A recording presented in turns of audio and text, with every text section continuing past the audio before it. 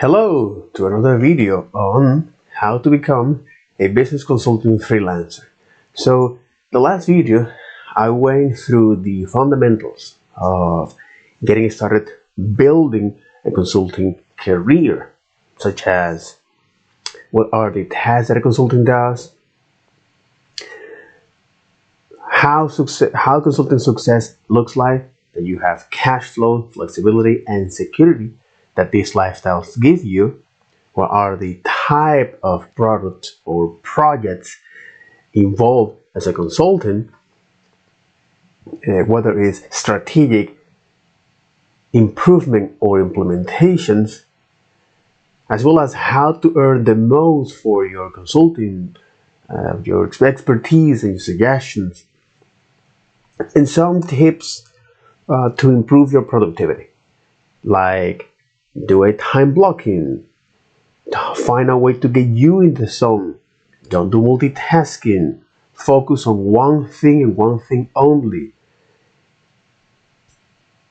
take notes of your research, of whatever you are doing in that moment, and don't forget to take breaks. As well as when it comes to decision making, use the Eisenhower matrix for that. So, alright. And on the second model of getting started as a freelance consulting career, well, first, identify your strengths and weakness. Anything that you have experience or do you excel on or you have interest are your strengths. Identify your weakness. And Paul Mendes mentioned that you should focus on your strength, which is good. But also I will focus is on my weakness. Okay, so for example, in my case is the communication skills, which I have earned over the years, and now it is at this point, and also it always can be improved. So once you identify that, as well as the type of consulting you can offer, such as or one-on-one consultations or training and teaching, such as creating a course and then you spread that on the internet, or in a specialized service, which is something that I am. Okay, so I specialize myself in a particular niche, and then I can jump to create course by making products of that, and ultimately, as Danko mentioned, which is a YouTuber that has helped several entrepreneurs along the way in the digital era, is they have so it showed this Danko, the actualizations. Let me see here. So he has the actualization hierarchy. Okay, just want to look at the this is very long.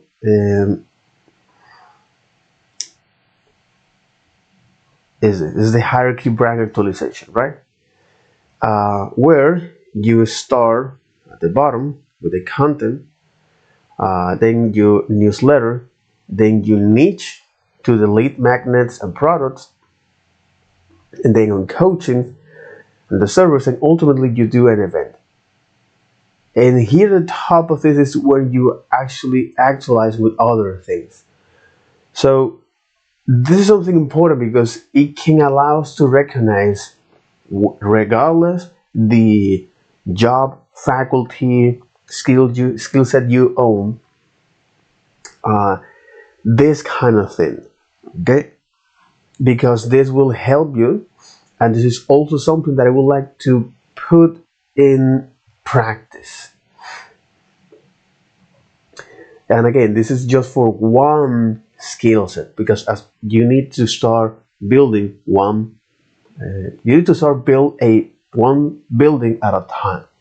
So that's exactly what I'm doing here with making this huge overview of how to become a business consulting freelancer, gain success at this level or get results at this level, and then scale that up onto creating multiple cores, get that result at that level, and ultimately you can launch to other areas. So back here to the course, where on the section 2 we're talking about things like identify your strengths and weakness. What is a niche? Which is not a group of keywords, it's actually people that have certain characteristics. A niche, they have a large problem to solve, they are actively looking for a solution, they are people that are willing to pay for that solution, and ultimately it must have something that you have interest in, or it must be something that you have interest in. And then understand and align yourself with a particular platform where you can get the most from that. Understand the trade-off or the avoid to mistake when align yourself with a niche, which is that you're going to stick with that niche forever, or align yourself with a platform, which is you're not aligned with a platform that is on demand, for example, or a platform that you don't enjoy using it, or targeting multiple platforms at once. And then you look at the how to create, how to craft an offer, and recognize that it's important to create your value statement. That then is when you started to define things like the scope of the work with the client, how success is going to be measured, be huge in communications, and a value ladder, which a great offer is not just only one single offering, often is a value laddering of offering. So, with that, this value ladder again can be seen just as a guideline or a recipe that will help you at the very basic of your journey, like this. Even though he mentioned that you shouldn't take this, or it is important to not copy exactly this. However, it can give you, or in my case, it can give me as an actualization or as a recipe that I can use and adjust. So I can use this recipe and then refine the process. Okay, so let's say at the beginning you're offering this consultation for free, which is something that I did for the client. All right, a client I recently contacted on Upwork. Okay, I do a consultation free specifically because I conduct a 2-day research thanks to ChatGPT that outlines a series of steps that I need to learn about it. How to learn Shopify in 2 days, right? As an experienced web developer with 5 years of it. So that's what's my consultation for free is to show the client, hey, I am valuable. I know you have an objection. The objection here is that, well, I don't know if you can deliver on point what I need to. Okay, I don't know if you can do that.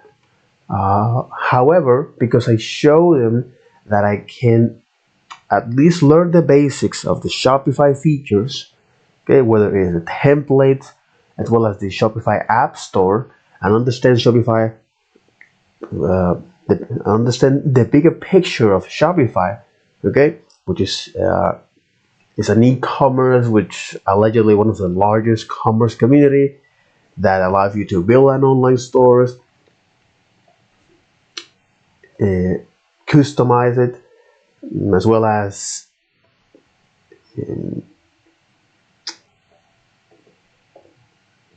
provide a checkout process. It handles the e-commerce aspect, such as product management, inventory, payments, and shipping, as well as the payment processor that it offers, point of sales, in marketing tools, so you can keep track your business, as well as it centralize all business operations on the cloud. And this is just the bigger picture of that. Okay. Okay. So the whole point of this is that after that consultation for free, then is when I push the client up to the value ladder, because here I say, well, I would like to negotiate at least 10 or 15-hour package where I going to do this kind of thing. Okay. And remember, the ultimate goal of this is to have recurring clients. Sending a sample service agreement to make you look much more professional, where you're going to outline things like the project overview, the scope of the work, the timeline, terms and conditions, compensations, and agreement. Okay, again, this is an overall or a huge overview of that. So once I learn all of this from the section 2, then, well, it is time to get real feedback from the market and push your client up the value ladder.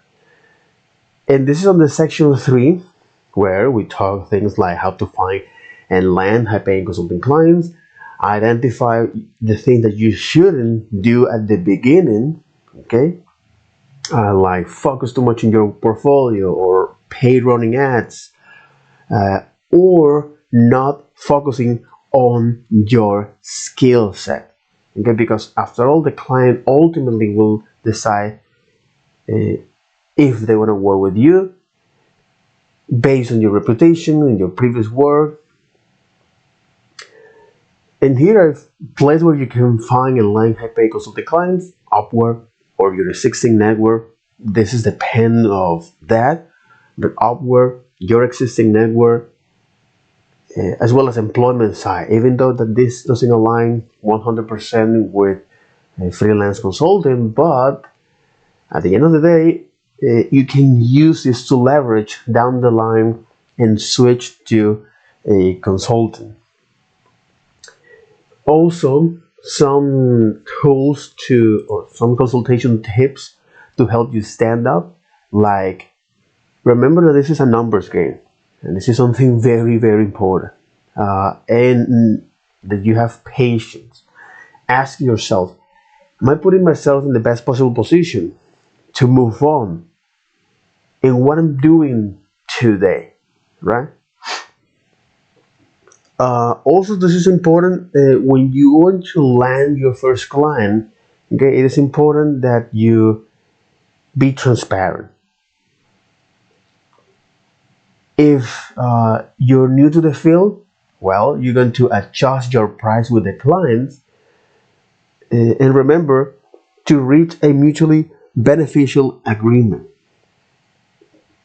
So, also I look at some consultation sell tips, and also just to mention the consultation tips to help you stand up as a consultant is to show your face, because it can help to make you a distinction between your digital avatar from yourself. And also, I look things like the consultation sell tips to help you find and land more additional clients, such as be an active listener, which is what I did with my previous client. Okay, be an active listener. Hear what the client has to tell you. Read the body language. Perhaps the client is not telling you the truth. The idea here is that the more you're able to do that, the more you're able to find all of this fact findings, it can help you down the line to identify their issues and problems and from there land the client. So you can say that in an abstract, but when you're going to do that, that's something different.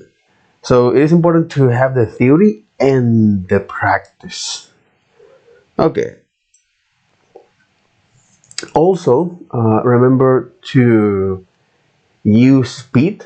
So for example, here, this, where we are here. Use speed, especially when a client contacts you. Try to reach to them fast as possible. Use a solution selling process, which the whole point of this is to diagnose the needs or opportunity that a prospect or client have and offer a right product and service or a solution for their problems. Okay, so instead of focusing is on the project that you are applying and why you are a good fit, focuses on the solution that you bring in. Again, solution selling process, and this is something that was developed in 1975 at One Laboratories, once one of the largest computer manufacturers in the world. And Frank Watts now took that and go to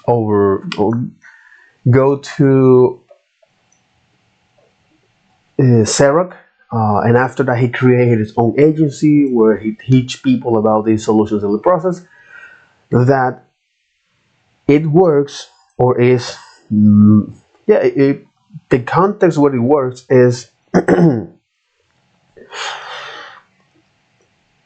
for things that a customer, sell lead, prospect need a tailored solutions. Okay, for solutions like business to business, where they need a tailored solution, this solution selling process actually works and are effective.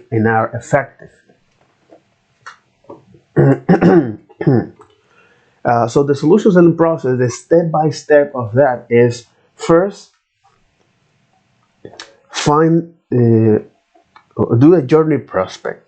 Okay, this is when you find a client, you start to reach out to them. So for example, like this, the prospect or the prospect journey. This is when you start to find the right client, start to reach out to them, and then you're trying to get in front of them to get their attention. Okay, and after that, you have to qualify them. So once you have a list of all of the clients and different prospects, so you're figuring out what are a good fit for you. Okay, and this is all about asking the right questions to see what the client is expecting and what problems they need to solve. And then you do a demo and discovery, or discovery and demo call. So at this point that you already send the proposal, this is to qualify then, and now it's time to see with this discovery and demo call to do even more fact findings about, hey, are we gonna work together, or this is gonna end right there so I can move on into the next project. If the client agreed to that, okay, if the client agreed to that, this is when you, so the client say, hey, you know what, send me more information about it. Well, this is when you use all of your expertise and suggestions to outline different options or different offers that they can go with. All right, plus add value. So, which is another consultation tip or consultation sell tips, which is add free value.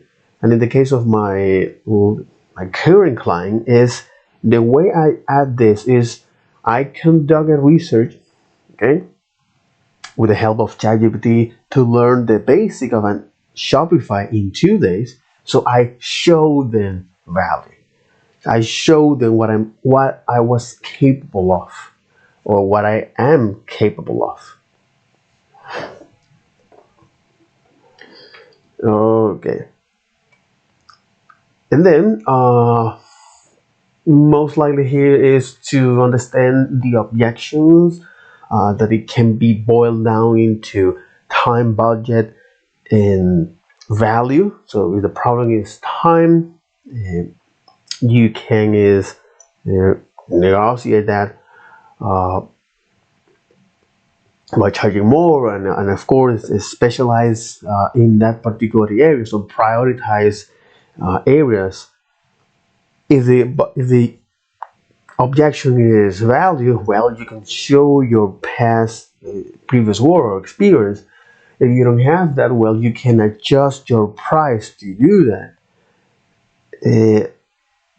And if the objection is money, well, you can adjust your price until you reach a milestone with a client. And remember that you need to follow up consistently with the client, okay? Because it will help you to stand up, get created to stand up. One of the reasons why am I recording this video, okay? And after that, okay, it's important to know how to handle client payment, because most freelancers that this is a common mistake for most freelancers, okay, when they don't have control of this. So the whole point of this is to get the service agreement signed, okay, secure the payment options, the payment methods, whether it's you're gonna work for the client hourly for that, okay, or weekly or by milestones. So define the payment methods, okay, and only then when you start to provide your consultation or your consulting service, right? So for that, you can go with platforms like Fiverr, Upwork, freelancer that actually do the service agreement for you. They create this NDN agreement, okay, or personal invoice, whether it's issued by PayPal, Soho Books, QuickBooks, right? Okay, because you need to get serious about the money. You don't want to get ripped off by the market. And after you know how to find and line and pay consulting clients, you start to reach out to them. You know how to send service agreement. You know how to secure payments. You started to gain traction with the client, gain and earn some progress. Remember that the ultimate goal of your business is to scale. Okay? So this is how you grow your business and you turn it into a steady flow of income. Because when you have multiple clients to pay you in multiple different companies, different industry, let's say, that will help you to diversify your revenue, and you also have multiple sources of income.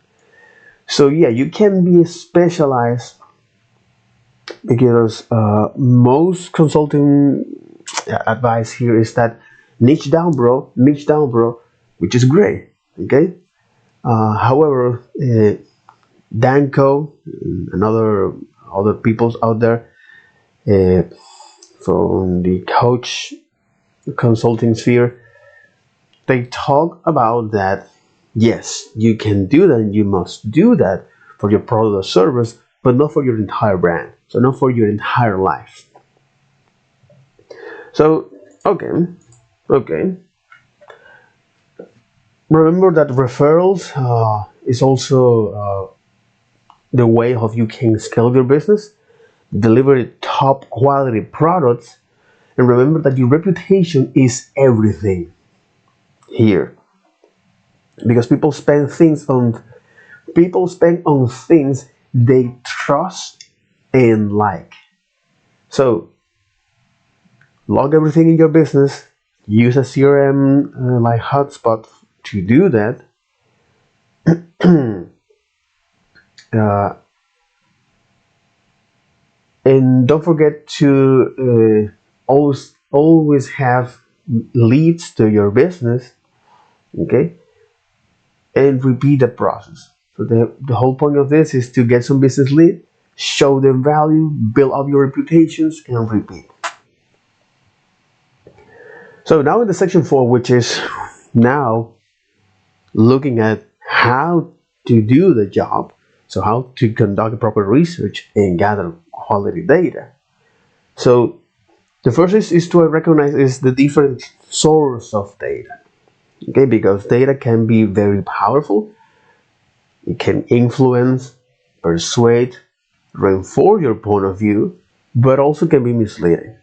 And when you are conducting a consulting project, sorry, when you're conducting a research for a consulting project, it is important to recognize where this data coming from. First party data that come from the company. Usually you have to sign an NDA agreement for that. And then you can see what they have done in the past, see how they have been performing, and from there provide suggestion and recommendation based on their needs. The other is the second party data that come from trust sources that are not anonymous. They have a proven record of research report, peer review. So for example, if you wanted to get data from think tank, so Statista is one of them. Statista, for example, here Statista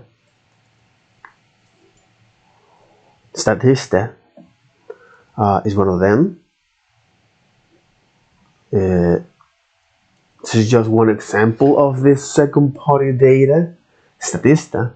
And then ultimately the third party data that is from aggregate sources. You can verify the quality of their sources, and they usually are behind to some paywall or that kind of thing. So, okay, now when it comes to conduct a research, see things from different perspectives, okay? Play devil advocate with yourself because things are not black and white, okay? See things from different perspectives, gather relevant data, gather as much relevant information as possible. Don't forget to take notes and keep record of every source you obtain. Qualify each source that you're getting. So where is this data coming from? Find out who the author really is. Check the quality control for that. So on their website, do they have poor grammar, or it's not a new age, or something feels a little fishy. Okay, poor visual representation. And don't forget to circle back with the client or with your research, right? So here what I did is just Paul Manders, the Zero to Mastery instructor, actually make a research for this on a tourist website to show up is a recipe, okay, or a guidelines, right? Again, recipe are helpful at the beginning to see down the line what are the things that you can use or not, okay? But again, you need to put that at practice. So, looking at the tourist website where he see when he conducted research, first understand what are the products and service, understand what they offer, and from there go into the specific, okay, about their prices and the categories, the company's review, what makes this company unique, okay? Because that's what you're gonna use in your consulting suggestions, as well as gather all the confidential data as much as possible from their first-party data to see what they have done in the past, how they have been performing, and from there provide your suggestions. So once you do this first section, okay, for their website, now it is time to do a competitor analysis, okay, to understand who the other players are in that industry, okay, to see what they're doing, see what can I learn from them, and take notes and keyword from it. That and the first step, okay, you do the keyword research to have a clear idea of what's going on in that industry. You can use other keyword tools or several keyword tools out there, okay, but the whole point of this is to use that based on your keywords notes. Use the keyword tools online to understand what's going on in that industry.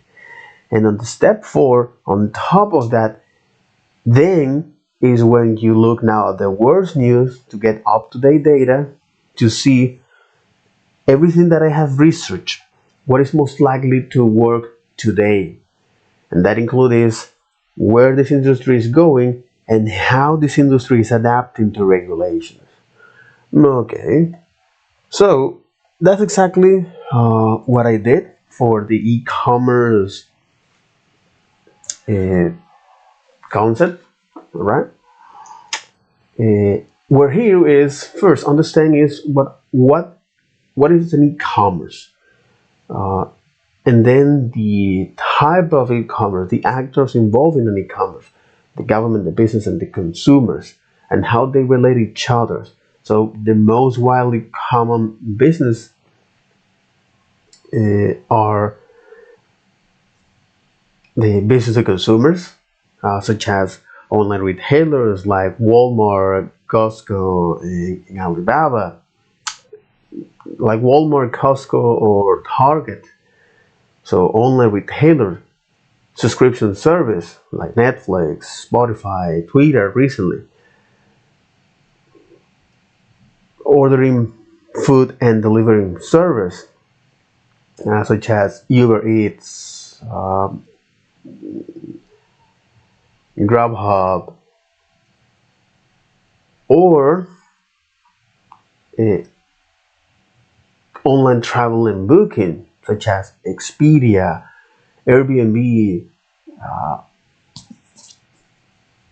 Booking.com, digital marketplace like Etsy or eBay. Etsy is for hipster people, right? Or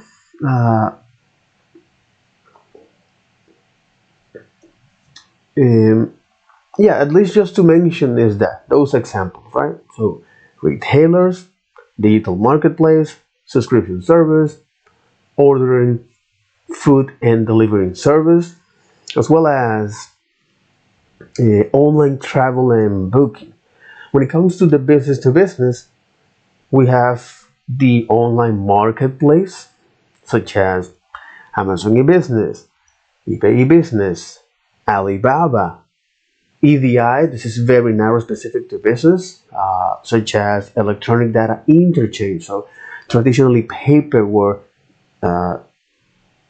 such as invoice or purchase orders, now it is done electronically and in a secure way within the company or across business. For example, IBM provide that. Online portals for business, for very large business that wants to streamline their supply chains or procurement process, such as Walmart Supply Center or SAP Araba Network. Wholesale e-commerce, when now these manufacturers and distributors sell directly to business, such as Gringer or Uline. Business to business payment solutions, like PayPal or Stripe. And when it comes to consumer to business, which is another type, you have things like freelance work, user-generated content, for example, from influencers that promote certain good or products. This is also known as affiliate marketing. Also, for example, users that sell the digital media content, such as audio, image, or video. Okay, online survey like SurveyMonkey, crowdfunding like Indiegogo and Kickstarter. So consumers want to raise funds for their projects. Reverse auction. So this is when a consumer submit a price quota on a product that business is selling in a reverse auction, right? Then I look at the government to business, such as public procurement portals. Okay, so governments, and when I talk about here procurement, this on Spanish mean is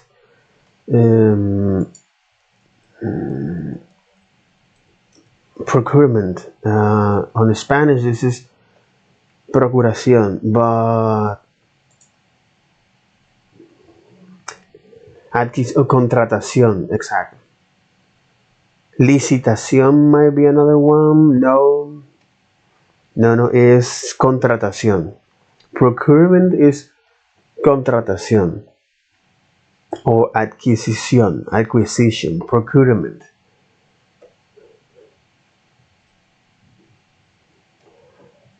Adquisición o contratación, procurement.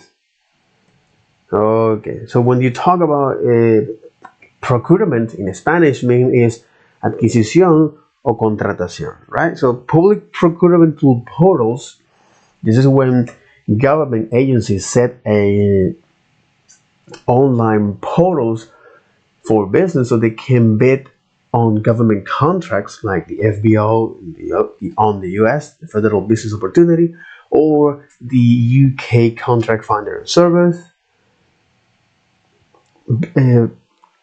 Licensing and permit applications such as food licensing and building permits, tax filing and payment system, such as the electronic federal tax payment system on the US or the UK Revenue and Customs.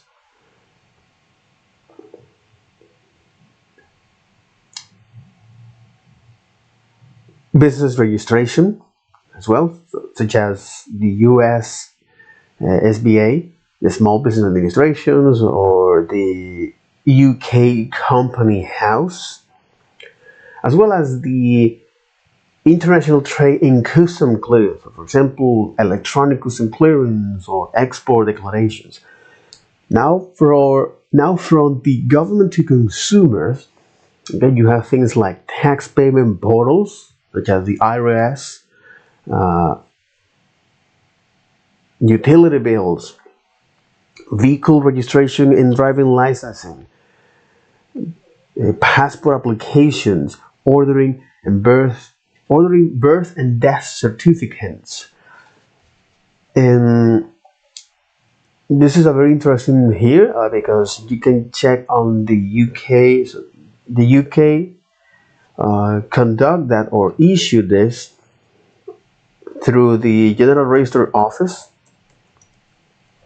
Okay, the General Register Office on the UK, or on the US, you have the National Center for Health Statistics, like this, where you can order a birth or death certificate, as well as their name suggests, see the health statistic on the US. And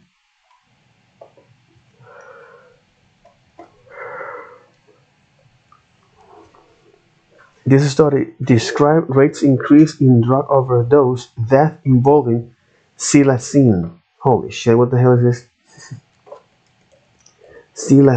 Psilocybin for sedation, anesthesia, muscle relaxation. It's a drug used for sedation, anesthesia, muscle relaxation, and analgesia in animals such as horse, cattle. Oh my god. Okay, the horrific rise of the horrific rise. I'm laughing. I'm laughing, but not.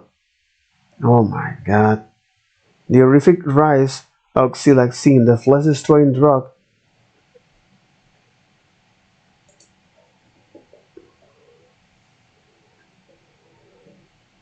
What the hell? To reverse fentanyl overdose. Oh my god. Typically, rescuers use a medication called naloxone, often sold Narcan, to reverse fentanyl overdose. But if someone takes too much fentanyl mixed with psilocybin, even Narcan might not wake them. Damn, son.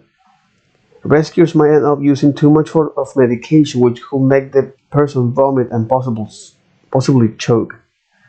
Psilocybin has an especially devastating side effects, gruesome wounds that don't heal. Oh my god, the exact reason for this isn't understood by scientists. Oh my god. Oh, Jesus. Psilocybin. Here we go. You know what? That's one of the things that is very, very interesting about this website. This is one of the things that is interesting from this website. But again, you have to take this with a grain of salt. Okay. Alright, so keep looking at other examples, like the consumers to business, the consumers to government. Here you have online donations, online petitions, payment of fines and fees, online permit applications such as fishing licensing or hunting permits. And also, well, after that, know when the e-commerce happened. Enterprise e-commerce or mobile e-commerce or the social media e-commerce. As well as the competitor analysis to understand who the other players are in that industry, such as Amazon, eBay, Alibaba, IKEA, Shopify. Okay?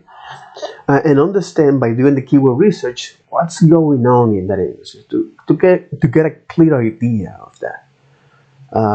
Such as, well, with Shopify, most of the time is Shopify store, Shopify themes, Shopify website, and POS. Okay? So the whole point of that, okay, is to recap what I have researched so far in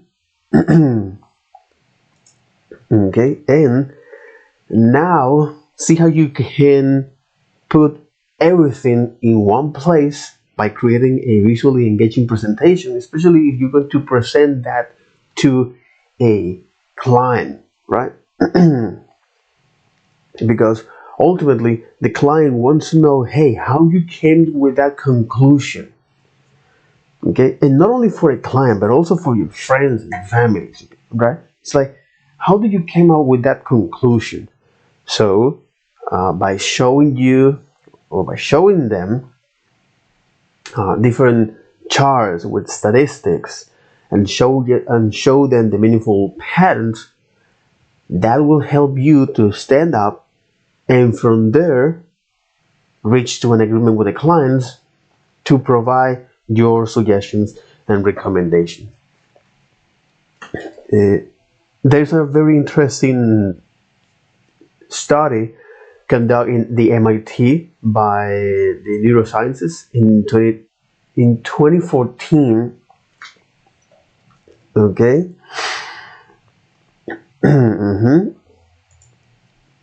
where they mention about that the human brain can detect or can yeah, the human brain can see image for as little as 14 milliseconds. So this is a very interesting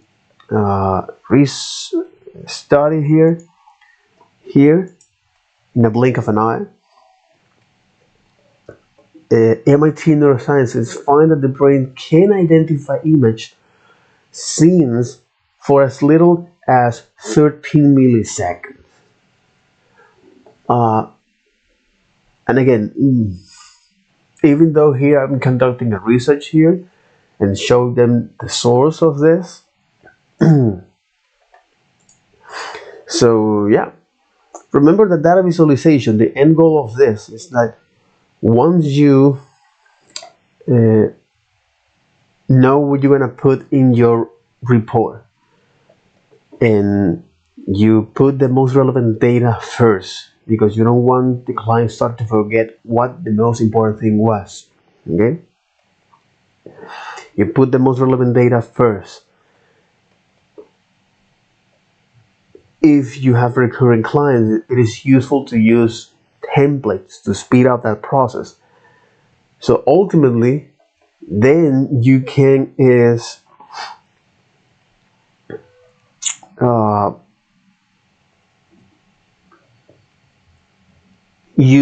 different charts and statistics. Okay, but remember, the whole point of this visualizations is to help you and the client make more informed decision. So there's different bars and charts that we can use, such as the bar graph that allow us is to see change in time, or to show change over time, or to compare parts. Pie chart, great when you want to make a part to a whole comparison with discrete or continuous data. Again, this is more impactful for small data sets. Okay, line graph when you want to show is time series relationship, such as acceleration, decelerations, trends. Area chart, which is again to describe its time series relationship, but now with volume, so they can represent these three variables here. Then look at the scatter plot when you want to see correlation of data, but correlation doesn't mean causality. That's a whole new different video explaining that, but it's important to know that scatter plot. Okay, so for example, you want to see how all of this data, the relationship of this data, the relationship between items based on two set of variables, okay, such as time to response and the customer satisfaction. Okay, the less time to respond the customer service, the more satisfaction it will have. A bubble chart, which is a combo between a scatter plot and area chart, where it allows you to make comparisons, or nominal comparison or ranking comparison. So it is helpful in comparing multiple data points on the same chart. For example, time to expand on the internet versus the age and genders, okay, as the bubble. Also, I look at the heat map, where allows you to display categorical data that can be grouped in different classes, whether it's nominal, that doesn't have an inherited order, such as ethnicity, color, cards, gender, marital status, fruit, and ordinal data that has an inherited order, such as education levels, high school diploma, associate degree, bachelor, master degree, or PhD, job seniority, entry, junior, mid, senior, C executive, health, like poor, fair, good, very good, excellent, product ratings, from 1 star to 5, so income brackets as well. So these heat maps allow to display categorical data using intensity of color that can be represented on a geomap or in a data table. Okay, so for example, if you want to know which states on the U.S., which U.S. state has the most right wings or left wings voters, so you can use this heat map to show that. Okay. Also, I look at the geomaps. Great for displaying distribution of data on the map. So, for example, like different retails that a particular brand has over a state or a country. Okay. As well as tables when you want to compare different cell representative or web blog views are coming from, as well as waterfall when you want to show and see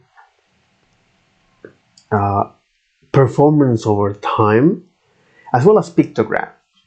Show statistics with icons, and some tools and resources to leverage your report, such as Microsoft Excel, Statista, when you want to get source from this, Google Trend as well, Canvas that help you to create reports for that, Google Charts and Google Sheets, your CRM, the analytics. Remember to make it easy to follow and see how others are formulating data. And when it comes to present that, okay, so make it easy to read, stay organized, use benchmark to compare your data, never use outdated data, don't lose your data after you present it, or forget to use precise numbers. So when it comes to now to express yourself, or when you're going to now do the presentation, okay, some communication tips for consultants are break down complex topics. Okay, especially if you're going to rely on a lot of industry jargon, mumbo jumbo. Okay, so break down complex topics. Make sure and show that you understand the goal and avoid miscommunications, as well as understand the communication habits and works habits of your clients. Be a team player. Keep track everything that you communicate with the client, and send brief updates of that. So if you want to build recurring clients, using the A/B testing allows you to do that. The A is the control and the B is the treatment.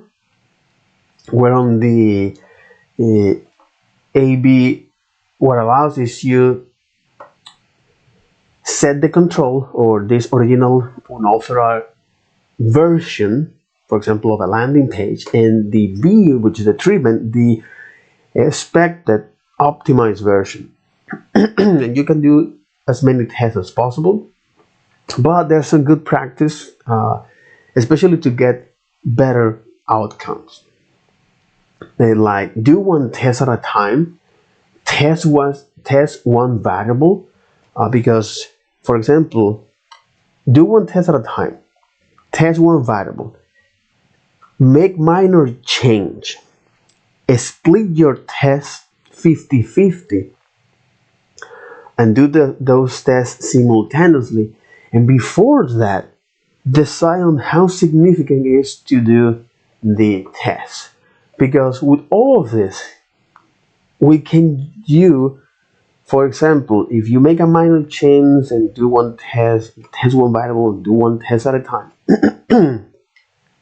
you can see the impact of, for example, changing the typography in your website or the theme, color theme in your website, and then you can pinpoint back that to get and understand how you do that and what drive more user retention and ultimately conversion. So yeah, pretty basically is this. So also it's important to measure it that over time, so keep track that. And remember that the ultimate goal of A/B testing is to deliver the best value and also secure long term. And with that, that'll be all for this video. Take care. Bye bye.